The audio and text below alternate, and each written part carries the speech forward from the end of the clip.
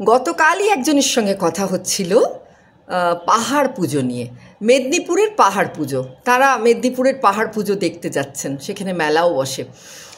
এই পাহাড় পুজো নিয়েই লিখেছিলাম দ্বীপ প্রকাশন থেকে প্রকাশিত ব্রত ঠাকুরানীর হাট বইটিতে। লৌকিক উৎসব মেদিনীপুর জেলার অন্যতম।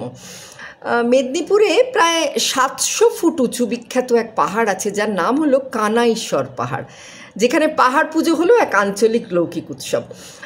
এক প্রাচীন মন্দিরের ধ্বংসাবশেষও আছে সেখানে। বেলপাহাড়ির দক্ষিণ পশ্চিম দিকে 6 কিলোমিটার দূরে ঝাড়খণ্ড সীমান্তবর্তী এলাকায় এই পাহাড়ের সারি। দলভূমগড়ের গোটাশিলা পাহাড়েও হয় এই পুজো। কানাইয়ের অর্থ এখানে শিব, আর স্বর হলো দুর্গা, মানে সেই দ্বন্দ্ব সমাস হলো কানাইশ্বর।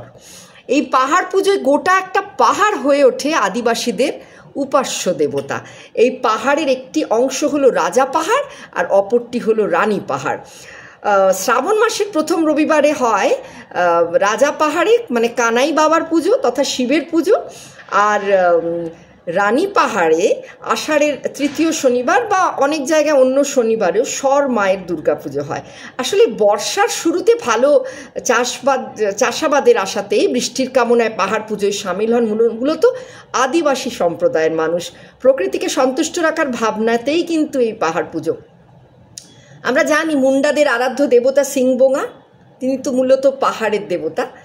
গবাদি পশু যাতে হারিয়ে না যায়, মানুষ যাতে রোগাক্রান্ত না হয়, সেই কামনাতেই পাহাড় পুজো করে তারা। পুজো উপলক্ষে পাহাড়ের নিচে বসে দুদিনের বিশাল মেলা। বিভিন্ন এলাকার আদিবাসী সম্প্রদায়ের মানুষজনের সঙ্গে অন্য সম্প্রদায়ের লোকজনও আসেন সেখানে। ঘং পাতার টুপি এই উৎসবের অন্যতম আকর্ষণ। আর এই কানাইশ্বর প্রসঙ্গে আমার কেমন মনে পড়ল ব্রজের রাখাল কানাইয়ের কথা, মানে আমাদের শ্রীকৃষ্ণ, যিনি গোবর্ধন পাহাড়কে অবলীলায় এক আঙুলে তুলে ধরে বৃষ্টির হাত থেকে বাঁচিয়েছিলেন একবার সমগ্র গোকুলবাসীকে। বলেছিলেন বৃষ্টির জন্য গোবর্ধন পর্বতের পুজো করতে, ইন্দ্রের নয়। আর সেই পরিবেশ সংরক্ষণের বার্তাই আমরা পাই কিন্তু আধুনিক কালে। এখনও হয় গোবর্ধন পুজো। পাহাড়, পর্বত, নদী, মাটি, অরণ্যই তো প্রাকৃতিক সম্পদ দিয়ে সমগ্র জীবকুলকে খাইয়ে পরিয়ে বাঁচিয়ে রাখে, তাই না?